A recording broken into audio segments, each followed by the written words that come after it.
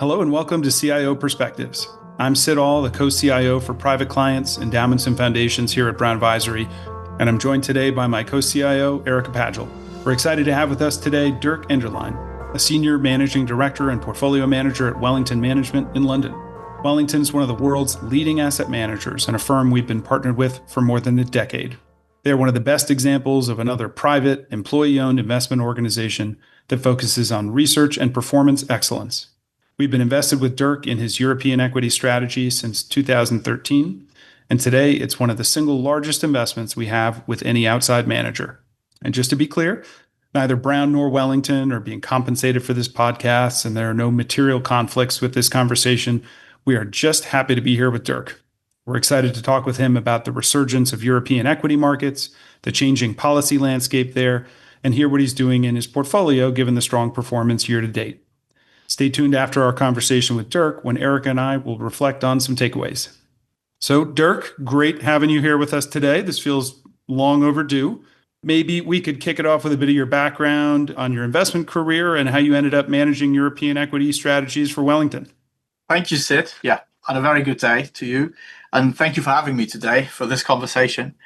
Originally, I started back in my home country, Germany, and there in Frankfurt at a Frankfurt-based firm as an analyst on a European equity team. And then took over a first portfolio in 2002 and a second portfolio in 2003. And was running money over there for first mostly retail clients, but then we also started to have a number of institutional clients.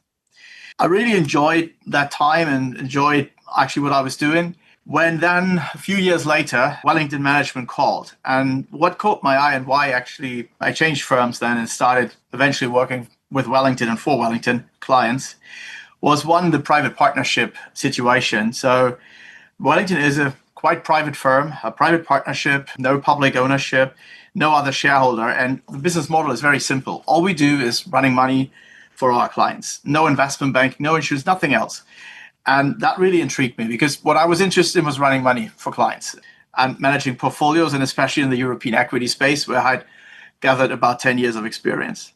Then secondly, it became clear that Wellington didn't have much in European equities when I joined, and then later my colleague Gerrit Marder, who has worked with me now for 18 years, joined as well. So we basically could set up a new strategy from scratch, exactly according to our process and philosophy, and run it then on behalf of our clients over the years and hopefully build a book. So that sounded also very entrepreneurial. And then lastly, what we both really liked was the fact that there's no CIO at Wellington. So you basically build your own book. You have your P&P, so your process and your philosophy, and you run the money accordingly. You don't have to adhere to a bigger house view or communicate a house view. It's just how you think you would best place the money of your clients in the different equities within Europe. And that was what we started then in 2010, and that's the journey we've been on. So many similarities there in terms of firm structure, although I guess Erika and I are examples of having CIOs at the firm, but all the portfolio managers here also have discretion to kind of build customized portfolios for clients. But maybe we could dive a bit into your investment philosophy then. We're obviously quite familiar with it, but our audience probably isn't. And then maybe how did your timing into the business post-tech bubble impact that investment philosophy? Yeah, so our investment philosophy is basically based on three main pillars. That's one, understanding the growth profile of a company, especially the structural growth profile, so how a company can grow through the economic cycle. Then secondly, spending a lot of time on the competitive landscape in which a company is acting to see if margins can hold up or even expand or if they might contract. And then lastly, to then come up with a valuation framework, which is often coined by 20, 30, 40 years of data, looking at this data for the company, for the sector, for the company compared to other companies in other sectors to come to a relative price target. Now, how these three pillars originally come together, the growth profile, competitive landscape, and valuation, a lot of it is actually born out of the tech bubble that you just mentioned. So I started in the industry in 1999 and basically then had a front seat in first the massive building up of the internet bubble into the early 2000s, then the markets correcting until March 2003, and then a pretty big recovery. And a few things were very big takeaways that formed this philosophy and process of our approach. So the first thing was that growth really mattered. And we could see it also companies that were recovering after 2003. If as a company you could grow organically over time at a certain rate, that compounding helped a lot, the share price, your cash flow generation, etc. So growth is a very positive thing, and compounding through growth is probably one of the most magical things in investing, and you want to take part of it. So that's why we always try to understand the growth profile also independently from what a company says. Does it actually make sense? What is the long-term true growth path of a company? Is there any growth, or is it actually even negative? So really diving into this. So that was on the growth side. Now, the second point, competitive landscape, we saw a lot of companies that seemed to have a very, very attractive growth profile in the late 90s, early 2000s, but then their margins got evaporated. Most of the time, the reason was there was too much competition, too low barriers to enter. And so very often we could see companies going from 20% margin to zero or even negative because there was too much competition in this space. And so we think the higher your growth profile is, particularly, the more competition automatically you will attract. So how can you, so to say, get rid of the competition or actually still act in a good way for your shareholders? Only if there are barriers to enter, or if you have developed a business model that can keep the competition at bay and so that you can actually keep elevated margins. And therefore, competitive landscape, often when we look at a stock, can take up to half of the time that we spend on a company because we think it is so important. And that, again, was a very big learning from the internet times and then the time thereafter. And lastly, valuation. Valuation does matter. And I do remember very well still in 99 when a lot of people threw valuation out of the window because the growth prospects for some areas were so great. And that is, we think, extremely dangerous because, again, growth attracts competition, especially high growth rates attract competition. When there is competition, there is margin pressure. And when you then start with a very high valuation and you get margin pressure and pressure on the growth rates, the downside is phenomenal. It can be up to 90% or more. So valuation doesn't matter. What is priced in terms of growth? And we have a saying, when the market starts to really look at the very long-term outlook in terms of the growth rate, so 5, 6, 10 years out, most of the time it's actually time to move on to other parts of the market because 5 to 10 years out is very difficult to forecast to start with. And then a lot of things have to go right over those long time periods. So when the market starts to price in very, very long-term growth trajectories, which usually is reflected in very high PEs, we tend to move on. And that's, again, why we think valuation does matter a lot. And it will matter again and again. Now, we fully accept the fact that sometimes there are prolonged periods of a few years when valuation does play a smaller role in the market, but eventually it will always come back. And that then again leads us to these three pillars: understanding the growth profile of a company structurally, looking at the competitive landscape and trying to understand that. And lastly, value the company with a valuation framework that is based on very long-term market cycles and not get too excited when things go vertical and then rather move on. Well, I'm sure we'll get to talk a little bit about whether or not today's market environment has some elements of parts of the market going vertical and looking at that very long-term growth. But maybe just sticking on kind of the structural construction of your portfolio, another big element is that it is all cap. So you have a good amount of exposure to small and mid-cap companies, kind of below $20, $25 billion market caps. How do you see the importance of that in your strategy? Like, how fertile a hunting ground are these smaller companies? And maybe you could talk a little bit about whether or not today is a particularly fertile hunting ground in small and mid-cap companies. We certainly see this dynamic in the US, where from a headline valuation perspective, smaller companies appear far more attractive than larger companies, even if there's some changing dynamics of growth and quality within those two kind of groupings. As you said, we have used that market cap bucket, and you could say probably between 3 and 20 billion, a lot historically. And we've very often found really, really great and attractive opportunities in that bucket. In some cases, these are companies that then become actually large caps at one point. We can talk about this later. Rheinmetall is a great example, a stock that we started buying after the Russian-Ukraine conflict started in 2022. And even if you just bought it 2 weeks after the outbreak of this conflict, the stock is up 10x since then and is now actually a large cap and is within the large cap universe. So these things, of course, usually take much longer and not just 3 years. It would be great if that happens more often. but these stocks can relegate into the higher leagues of the market cap spectrum.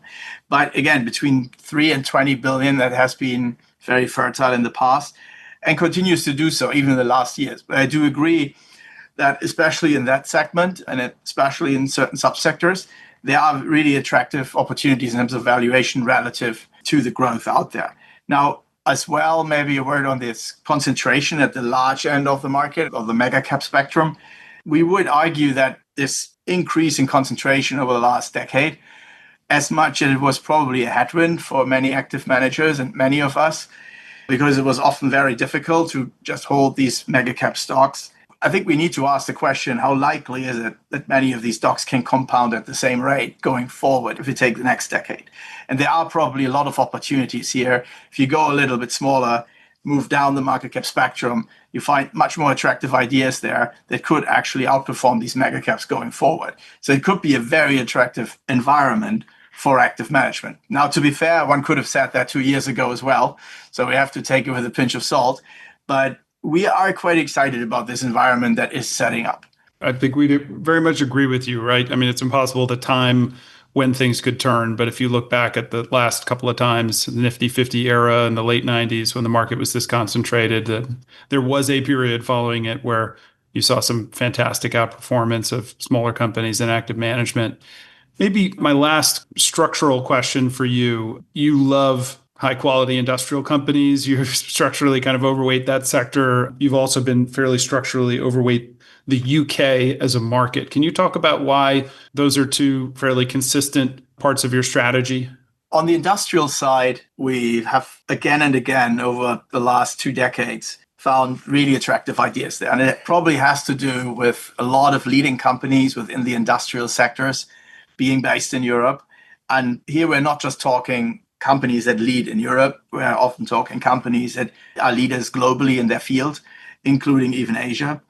And if you look at the composition of this exposure into industrials, it has actually changed very meaningfully over the last 20 years. From having a much bigger overweight in a number of Swedish companies, where we then, because of valuation, took profits for our client portfolios. Then more recently, where we were much more exposed to a number of defense companies, which we didn't own at all 6-7 years ago. So it's not that we've kept the same companies. It has changed quite a lot over time. But even from here going forward, I would say there are actually currently new opportunities building up in other subsectors. So industrials is just by its nature on how it has grown in Europe, and also the number of companies out there continues to be a very interesting area, and that's reflected as well in our current positioning. Now, on your other part of the question, the UK, in general, in terms of the countries within Europe, we have had historically an overweight to countries that are more well known for, let's put it this way, a more Anglo-Saxon approach to equity markets, where you have a stronger equity culture, which also includes relatively strong rights for minority shareholders. It's not just the UK, it has been historically also like Sweden or Switzerland. It's a number of countries where this is the case. If you go back over the decades, you can see that these type of countries where you have strong minority shareholder rights, overall a pretty strong equity culture, these are usually also indices that have actually performed better than other indices. And that's actually true globally, not just in Europe. If you look, for example, at the FTSE 250, until 8-9 years ago, it was one of the best performing indices, even on a global scale, even compared to the S&P 500 over almost 20 years. Until, of course, the mega caps in the US about 7-8 years ago really started to kick off, when the US has then outperformed any index. But before that, this was one of the strongest index. And FTSE 250 is the one below the FTSE 100, so the smaller UK index. And that has always been a very fertile hunting ground for us as well, historically. And that's why we've had this big UK overweight. It has actually very little to do with UK domestic exposure. We are at the moment probably in our client portfolios even underweight the UK, because most of these companies are global companies and they are active in the US and Asia, all around the globe. Dirk, maybe we can shift a bit to the market environment today. For a decade now, we've been talking about American exceptionalism and the outperformance of the S&P 500. But this year, that's changed. What do you see driving this outperformance of European markets? And how is the fundamental picture changing in Europe? So there are a number of things because, of course, when one market outperforms the other, it's the positive things that are happening in the one market that's outperforming. And here I would highlight in Europe clearly a lot of the infrastructure investments, and that includes also the big investments into the defense industries and into the defense sector. But I would also highlight a banking sector that has finally healed after 12 years of a lot of trouble after the financial crisis. And you can see, especially the last few years, a lot of banks having done really well in Europe. And you can see a lot of banks now showing really attractive ROEs, which is very different from 7, 8, 10 years ago. So those are definitely two very, very positive things that have happened. Now, on the flip side, of course, part of it is the global setup. And in terms of what the dollar has done year to date compared to the euro, that has helped performance if you compare it on an apple-to-apple basis in US dollars. And that has clearly helped the European market as well. In terms of going forward, it is quite interesting because Europe is a very globalized economy, and we shouldn't forget that. So the tariffs are definitely holding it back. And you can see it from a lot of industrial companies that are telling you that CapEx is basically postponed. It's not clear when finally the CapEx is coming through because they first need to have a clearer framework where the tariffs are actually landing to decide then where to put factories and where to invest. Now, on the flip side, though, that is different from 4 or 5 years ago due to what I said at the beginning. A lot of the more domestically exposed companies, including the banks, including building materials companies, have actually done really well and have clearly helped the European market quite recently. An area that you've already mentioned a few times is defense, but also aerospace. And you've significantly increased your exposure to these companies post Russia's invasion of Ukraine. Can you maybe dive a little bit deeper and walk us through what you see happening in terms of government spending on defense and how that's impacting growth for these companies? And then secondly, how are you looking at these companies today, just given their incredible performance over the past couple of years? Yeah, we were a bit fortunate because we had started to do quite a lot of work on the defense space even before the invasion in February 2022. And that was driven by our particular interest in one company originally, which we then broadened as we realized that there was clearly a pickup in defense spending. It wasn't as pronounced as what you see today, but you could see in 2020, 2021, and into 2022 that the governments showed a willingness to move up defense spending due to the pressure from the US over the last years, because Europe had clearly underspent for a long time.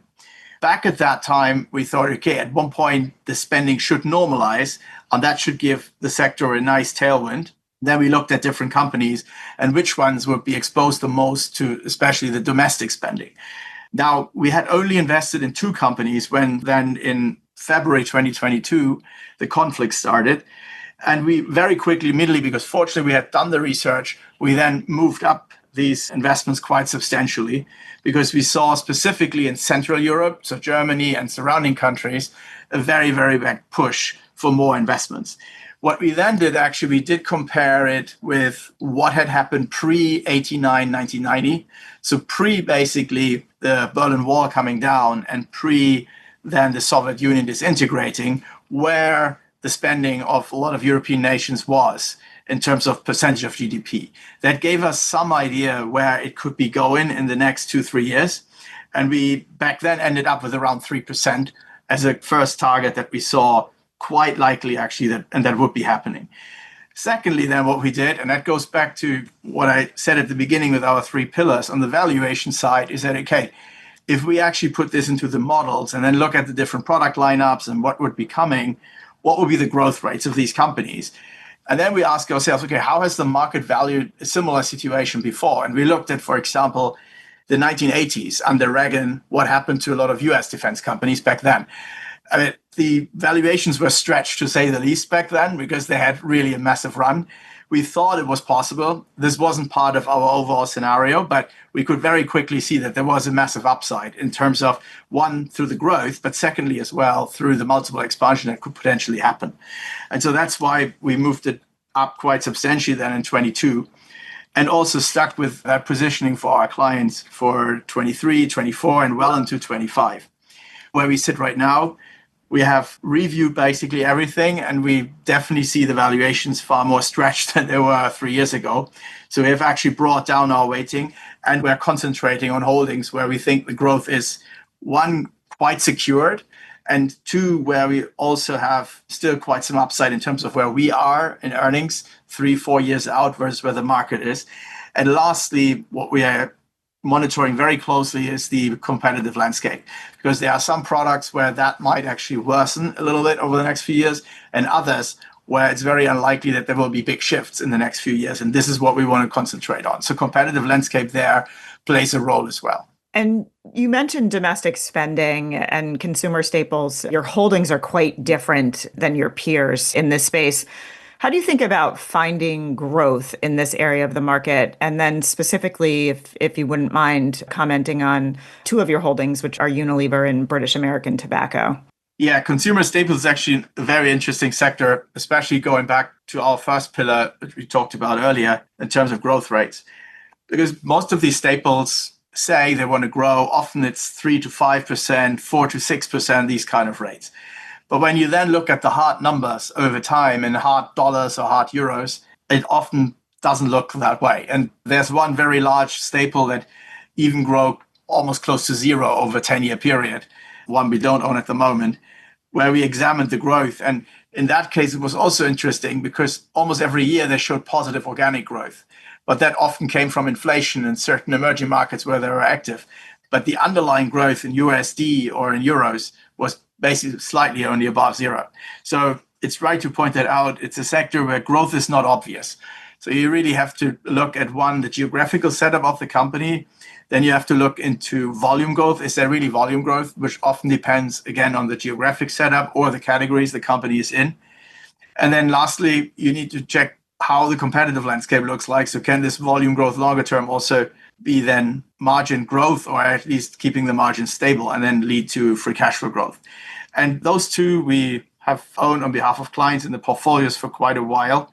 Unilever, we are very interested in a potential turnaround situation, with especially now the new CEO changing a lot of things, especially within the leadership team, to basically bring the company again on a growth path. Now, Unilever has a big advantage in terms of their geographical setup. They have some very interesting countries where they have very substantial market shares. For example, India, where they could grow quite substantially. And this, of course, needs to be monitored, because we've had in consumer staples some very good and successful turnarounds. But in the sector, there are also very regularly turnarounds that seem to be working and then they don't work, because it's not very easy to change direction of such a large company. But at the moment, the things are coming through and it looks like this company is on the right track. So it looks quite interesting from our perspective. On the whole tobacco space, that's the other company you mentioned, the whole tobacco industry is basically changing and it's becoming the nicotine industry. Because one, cigarettes have been detrimental to health of millions of people. And so particularly in the Western world, there are very big changes. People, basically consumer moving away from cigarette consumption to other forms of nicotine consumption. And I should maybe say here, nicotine consumption globally continues to grow. So it's not actually a shrinking industry. But this nicotine consumption is particularly growing, one, partially in emerging markets, but in the Western world, it's growing through new ways of consuming nicotine. And so these can be snus originally, which is still tobacco. Now, the new thing is white pouches, which is basically all chemically produced, and there's no longer tobacco in there. So, which is important because you basically get rid of all the negative side effects that come from consuming tobacco. So white pouches is one big growth area, and the other big growth area are e-cigarettes, vaping devices, etc. And we do think that BATS is well positioned for these things on the long term, and that profile makes it quite interesting. I mean, in the US, in white pouches, there are two big players.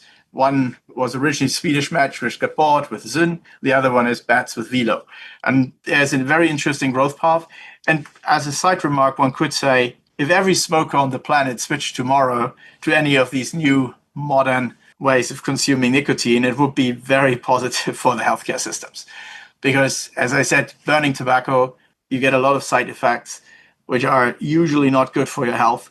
While when you use this chemically produced nicotine without these side effects, it is still not perfect, but it gives you a very, very different experience longer term as regards your health. Switching gears rather abruptly from nicotine to another area that I know you're spending a lot of time on, cement.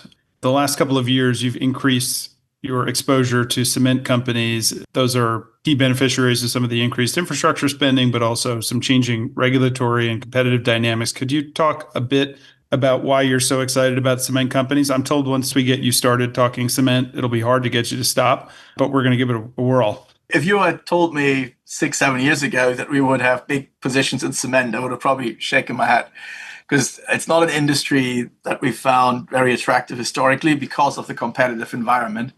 And especially in Europe, the competitive situation was not really great, because you had in a lot of countries local competitors, usually private, family run, where people were using their assets and basically just running their assets hard.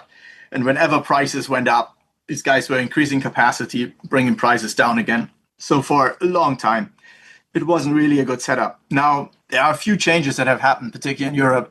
One is the potential introduction of CBAM, which is an adjustment mechanism for imported cement into Europe, which means that there will be, so one, due to the way into a zero emission or a low emission economy in the future, Europe is going to charge for these emissions if you're a heavily emitting cement company, for example.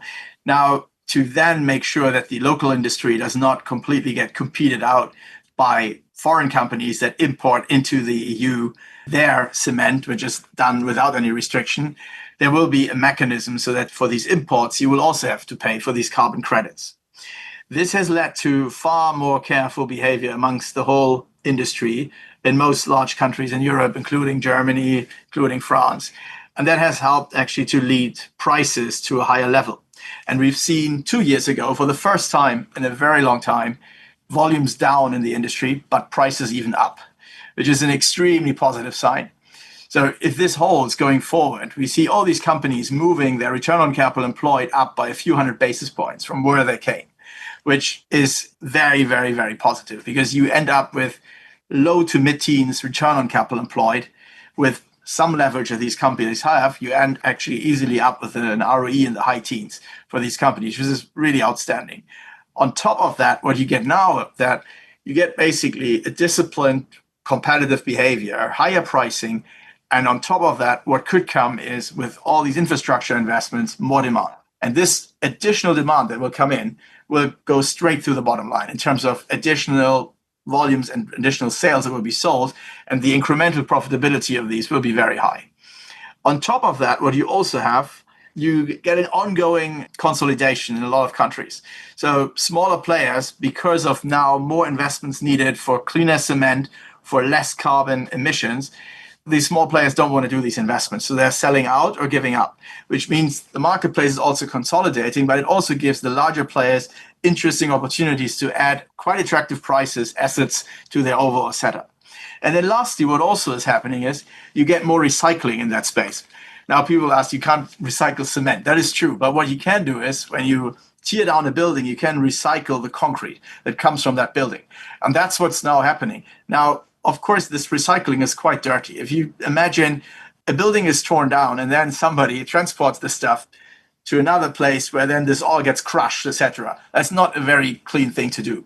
So you can imagine that a lot of places where there's a relatively high population density, if you are the recycling company for this stuff in that area, you will probably stay the only guys in town, because there's not much interest for any other parts of the town to have another company that is polluting through all the dust and the noise as well. One shouldn't forget the noise.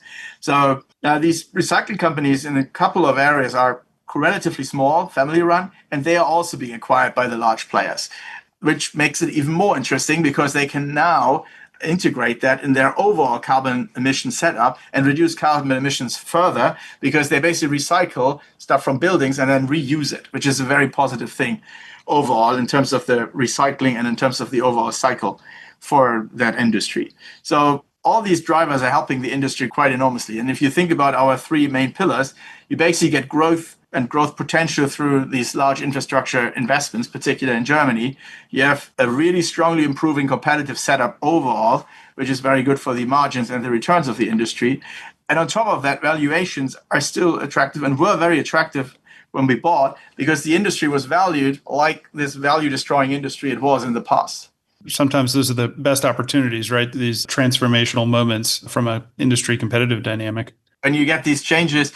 Similar thing that happened to the defense industry. When these industries change from being more value destructive, not very attractive, low multiple, to all of a sudden growing, higher return on capital employed, you get the growth plus the re-rating, which is the best thing that can happen for a growth investor. Dirk, shifting once again to a sector that has had a lot of underperformance for a while is healthcare. And at one point, you had a fairly large weight in the sector, and that's been significantly reduced. You're currently underweight the benchmark, but you've recently added some healthcare positions this year. How do you view opportunities in this sector? And maybe what are you staying away from? How are you leaning into positions here? Yeah, a few years ago, we had a few large cap pharma stocks in the portfolio. And to be clear, that didn't really work out well. Where we are struggling with a lot of the large cap pharma companies in general, and where also our thinking back then went wrong, these companies basically launch a product, have a patent, and once the product goes off patent, they have to refill it, that revenue base, again from zero through a new product. And to do that, they have the choice to either develop their own products, which is, of course, a function of their R&D, but there's also luck involved, right? You can't program your R&D. You have to be lucky as well to find the right product. Or, as a second option, they can buy smaller biotech companies, earlier stage or later stage, to refill what is widely called their pipeline, to then launch new products on the pharmaceuticals market. The only issue is with this option number two, that very often the attractive targets don't come cheap because the large cap pharma companies overbid each other to get these targets. And so very often they have to pay full prices for assets where it's not 100% sure that the drug eventually will be launched because you're talking about a drug that is in a development phase 2 or 3. So it's not on the market yet and still has to be approved by the FDA in the United States. And this, over time, has become quite costly, coming in waves in terms of depending on what they are paying for these companies. And the R&D has also been quite costly, and R&D and productivity in the industry hasn't been super great. So while we thought we had found some pharma companies that had a slightly different profile with a prolonged path for more growth coming out of what they either already had on the market or in the pipeline and would launch, we were in two cases, I think in the hindsight, wrong, and overestimated the growth coming out of it and underestimated the difficulties they had to really bring these new products fully up and running. And so in two cases, and this was the two stocks that led to that overweight, we sold out after a disappointing performance because if you think again, the three pillars, especially the growth side, wasn't coming through as we had expected. Now, today, we're still underweight. Large cap pharma is still that challenge, we would argue. The few ones that have worked for us, or I would say work usually in the sector, are stocks where you have one or two products that are extremely important for this company and for the cash flow development of the company, and that are growing very strongly. And we've seen that in Europe with a number of names. Novo Nordisk is a great example where we weren't invested, but where with semaglutide and the growth coming through the weight loss angle, the stock was a very strong performer for quite some time. Where we have actually added is specifically was one company where we saw a very strong growth path going forward. And again, especially driven by certain products where these products were approved, coming on the market, and they had a very distinguished profile. And this growth is now coming through. Yeah, and the company is benefiting from it. And these would be, for now, the only situations we are interested in where we can really boil it down to one or two very clear growth drivers where the company then has a very particular positioning in the market relative to potential competition and can benefit from this at least 5 to 7 years going forward. Now, there's one other thing one should mention, and which still gives us a bit pause on the sector. It is the question mark around US pharmaceutical pricing. As we know, the prices for pharmaceuticals in the US are substantially higher than, for example, in Europe. And I'm talking patented pharmaceuticals, not generics. That's the other way around. And here the big question is if there is going to be an adjustment. If that is the case, all these large cap pharma companies will suffer to some extent from that because they're very dependent on the US market and on the US pharma market. And so that gives us also pause in the sector for now until there's more clarity on that front. Dirk, you already mentioned financials and the improving ROE picture for banks more than a decade on recovering from the financial crisis. Could you talk a little bit about what you own in the sector? I know you focus more on regional banks, but maybe there are any particular examples that you think speak to what you've been finding in financials? Yeah, when things started to or looked like they were improving, we were sitting down with our global industry analyst for European banks who sits here in London. And I still remember we had a number of meetings going through the landscape in Europe. And it crystallized out of this more and more that we were specifically interested in particular banks that one had gone through a tough time during the financial crisis. So they really had to work hard after the financial crisis. So in the 2010s, to clean up the balance sheet, were not allowed to do any fancy lending or any lending in very speculative areas. So we're run in a very conservative way. And then lastly as well, we're in markets where you saw some consolidation or players basically opting out. So for example, Ireland is a great example where in the Irish banking market, you have basically two large players left and then one third player who's much smaller and a fourth player who's even smaller, but that's it for the domestic retail and SME banking. And that is a very big change versus 8, 9, 10, or 15 years ago. So it's quite a consolidated market, much more rational behavior of the different players. This is just one example. There are other markets like this as well. We also then wanted mostly SME and retail exposure, no big wholesale exposure in terms of project financing or large corporate deals, because that's often where there's a lot of competition and where then you get margin pressure. And lastly, we wanted markets where it was clear that the regulator or the government had been very active in preventing these banks from doing anything speculative, anything a bit, let's say, crazier and off-piste. And so we landed there on a few markets, such as Ireland, a few others as well. And we have now exposure to a number of these regional banks in these markets. That has so far played out. And we continue to hold them because we think valuations broadly are quite attractive. Of course, they would suffer if we saw a recession globally, because that would potentially lead to a European recession as well. But we do think through the cycle, this is quite an interesting area to look for. As a general rule in banking, I would say we like boring. Boring is good in banking. Exciting usually is not what excites us in banking, because it usually means more leverage, and that's not what we're interested in.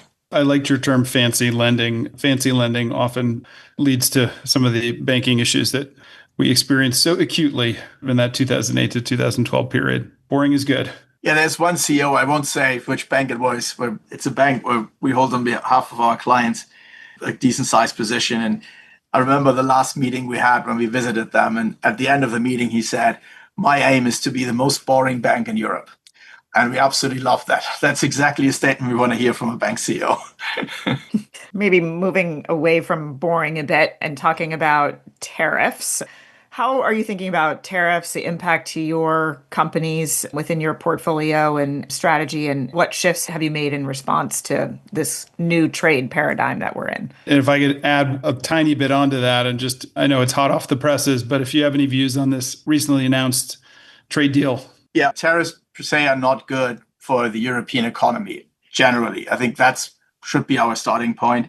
Because as I mentioned earlier, Europe is a very globalized economy.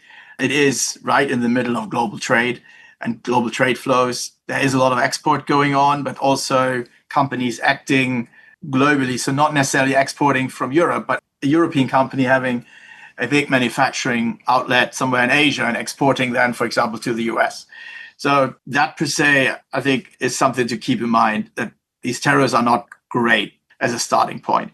Now, where we've landed so far is clearly at the lower end than what some of the fears were, and that's definitely okay. And then we need to see how the different companies are managing it, because some companies already have almost 100% anyway produced, for example, in the US. So for them, it matters less. Others are quite exposed to it. So it really depends then on company by company and how they can deal with it. Now, the other question is then for quite a lot of European companies that serve the US out of Mexico, how that will pan out going forward and what the eventual really clear settlement will be there. That's also something that we are monitoring very closely because that plays a big role for a lot of the European industrial players, for example.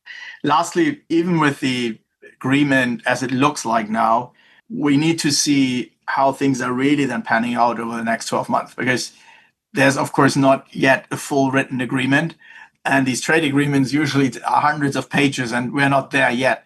So a lot of things could still change. And what will be interesting to hear now from the companies, especially when they report their Q3 and then come through in autumn, if they've changed basically some of the CapEx plans they had. Because many companies came into the year with certain CapEx plans. Then from April onwards, a lot of stuff was off the table, or from March, April onwards, when it became clear that tariffs would come.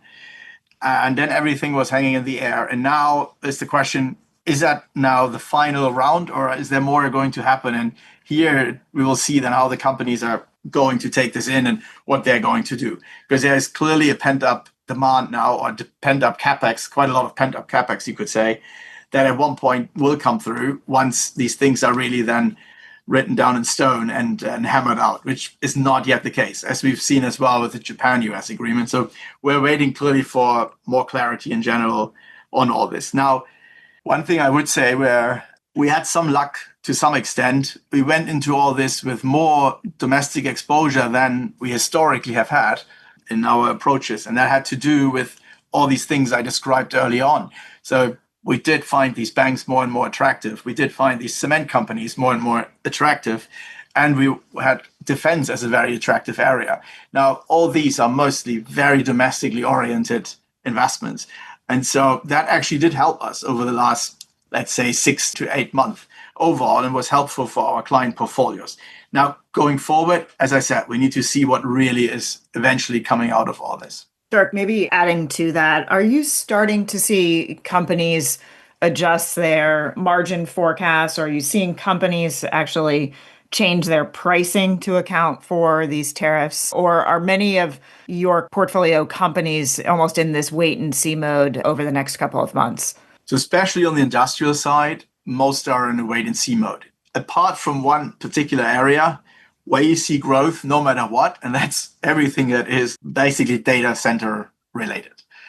There are a lot of companies in Europe that have exposure to data centers, and because of this fast growth of that specific space, and at the same time almost no growth in other industrial capex areas, for quite a few companies, the importance of this area has gone from 10 to 15 to 20 and even more percent. So data centers so far are good and all lights flashing green, but all the other areas, there is still a lot of reluctance. Now, have we seen pricing adjustments yet? So one particular company, I won't say the name yet, but we asked them, and they've always been very straightforward on this. And they said very clearly, no, they want to wait until they really see what eventually the tariffs are, because before that, they can't do anything, because they don't want to raise prices, then lower prices and raise prices, because you have to come across to your clients as well in a consistent way and can't just go up and down in a short period. So if they're waiting, then you have a few other cases where, for example, for the US market, everyone is an importer. In these cases, you've seen price rises across the board because everyone knew, okay, I'm moving up prices, but the others will do the same because we are all in the same boat. And very often when they are all actually exporting into the US, so being importers there, the source of the original product is geographically very similar because it comes from one cluster that is, for example, in China or in India or in Mexico. And so in these cases, yes, we've seen price rises, yeah.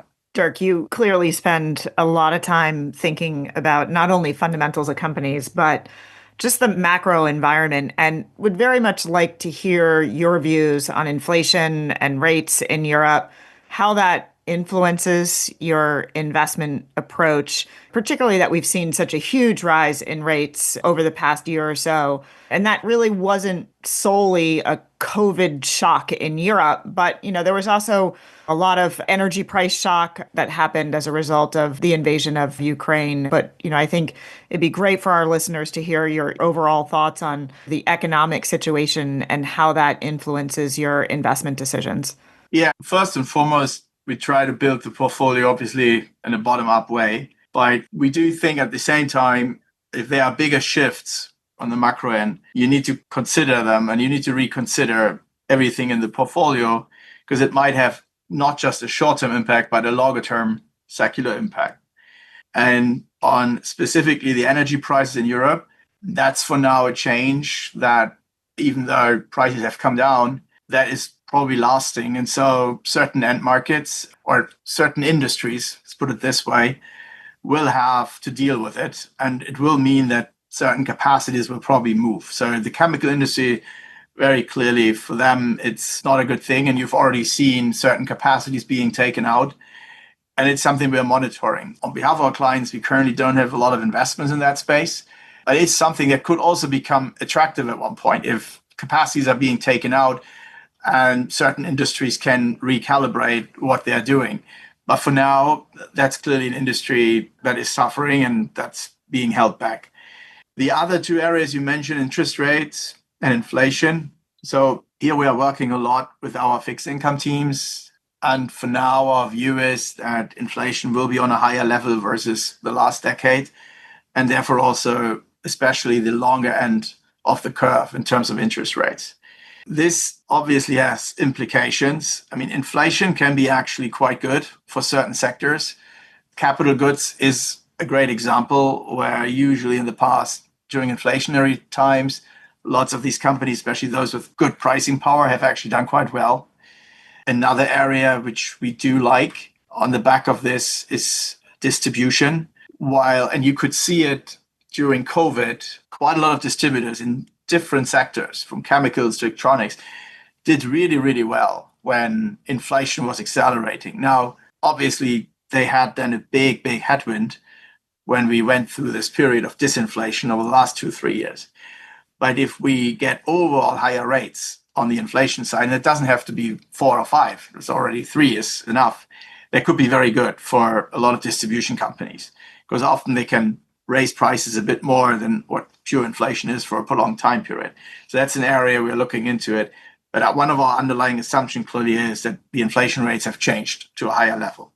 Now, on interest rates, that's same thing. We do think this is another very big fundamental shift relative to where we were before 2022, which also means that companies with a very high leverage probably need to rethink their capital position. It is interesting that a lot of companies you meet with substantially elevated debt numbers, when you ask them, for example, how they think about a world when bond yields that are currently around 2.6, 2.7%, the 10-year bonds, the German government bonds, if that moved to 3.5 or 4, it is interesting. They often actually don't have an answer.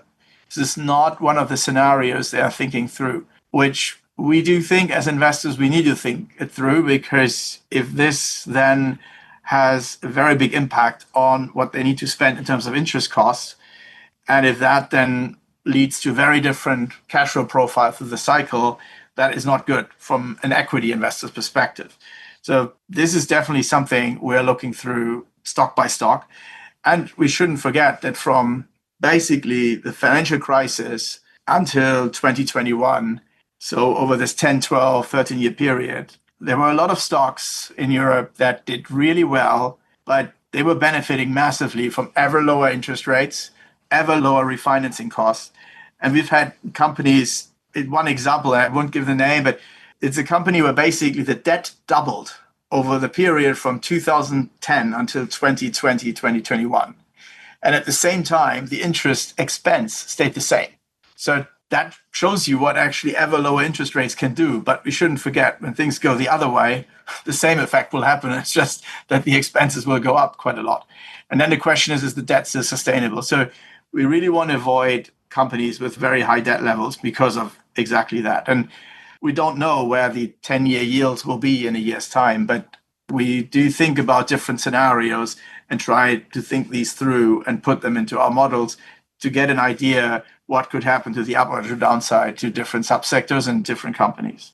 Dirk, Europe's known for many of its excellent industrial companies, consumer brands, financial services companies. We've talked about a lot of them, healthcare giants as well, less so for leadership in technology. And I know you mentioned the kind of voracious spending on AI data centers, et cetera, as a powerful trend. Obviously, in the US, it's a huge trend. Right now, technology companies, I believe, are only about 7% of the European market versus 30% in the US.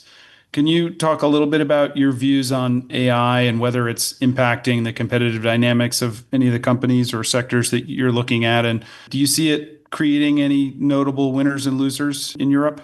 Yeah, so there are two aspects to it, I would say.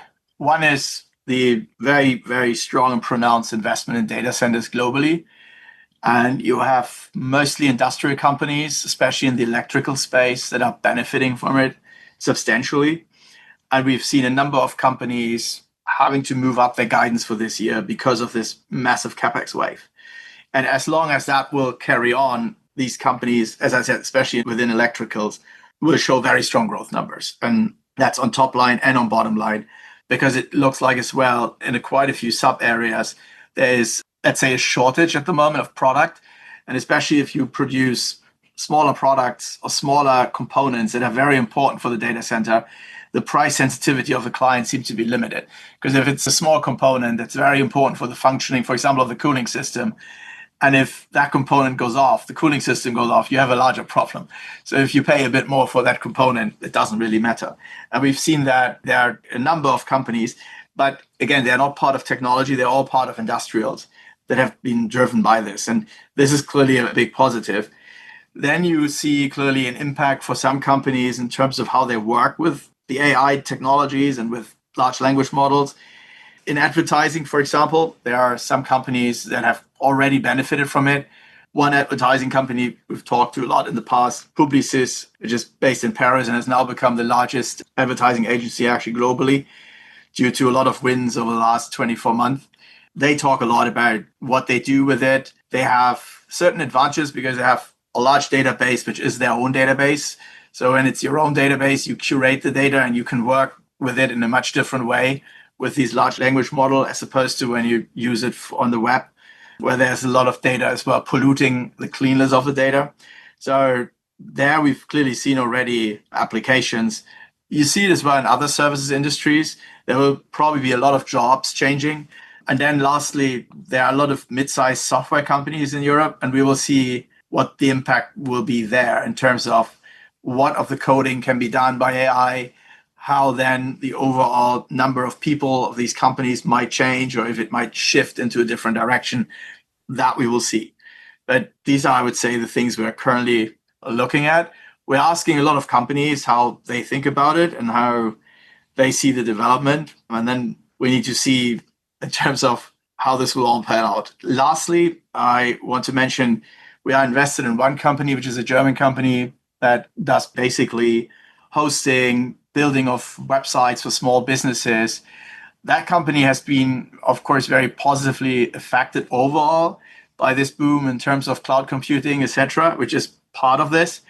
But it is also positively affected by what we've now seen on the tariff fronts and the geopolitical front, because they do all the hosting in Europe for their European clients. And they're advertising now European cloud for European clients.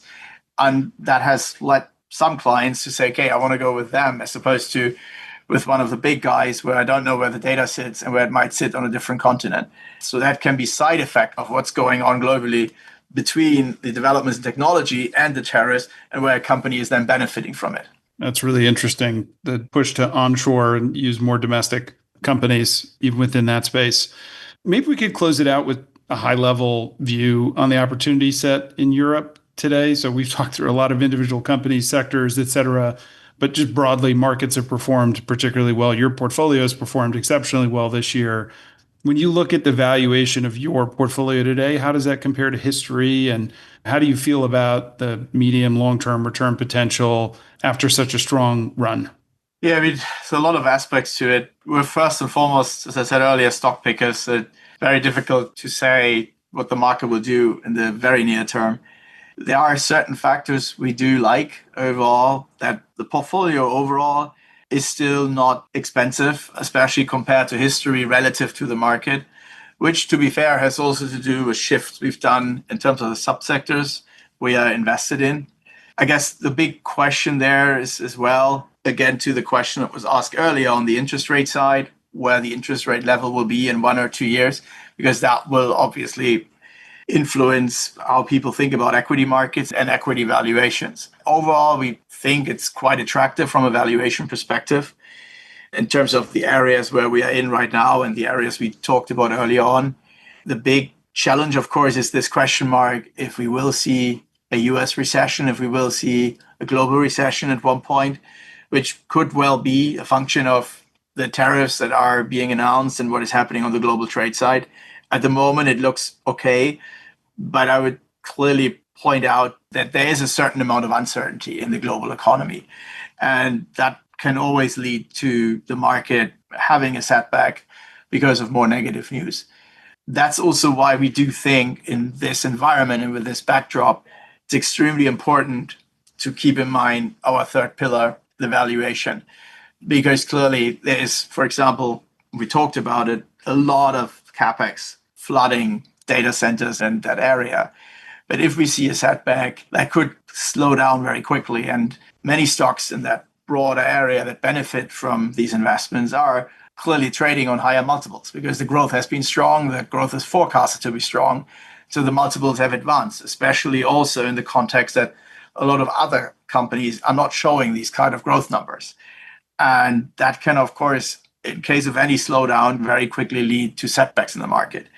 And so we do think the valuation is very important in this context because there are quite a lot of risks out there. And so we would argue if you pick well and have the valuation on the back of your mind relative to competitive environment and the growth case, there are some very interesting opportunities, but we would clearly avoid a lot of areas that have become a bit too hot very recently. Yeah, I don't see you chasing after some of the hottest AI stocks in the market, Dirk, not part of your philosophy or personality. So can always rely on that third pillar. Well, it was really great talking with you today, Dirk. Thanks for joining us. We covered a lot of ground and really appreciate your time and hope to see you again soon. Thank you so much for your time today. It was a pleasure. So, Erika, great conversation with Dirk. What are your main takeaways? Yeah, I agree. I think this was a terrific conversation. What I most like about Dirk's investment philosophy is just that he sticks to a core discipline. I mean, you heard so many times throughout the three pillars, really being focused on the growth profile, overall margins and competitive landscape, but then valuation plays a big role. And his strategy has absolutely benefited from global rebalancing this year. I mean, we've got Europe up more than 25% and change in fiscal policy within Europe. But he definitely digs into areas that he sees as long-term structural drivers. And I really like the way that he looks at macro to find fundamental strength. So I think he's got a really good grasp of overall the economic environment. And I think the cement conversation was particularly interesting. I really like how he dove into defense and just speaking about how they really became interested and started to see a pickup back in 2021 and 2022. And because of that research, because of thinking of these fundamental shifts that tend to be more economic driven or fiscal policy driven, they were prepared to really lean in, just given everything that's happened in Europe with changing dynamics from Ukraine and Russia. So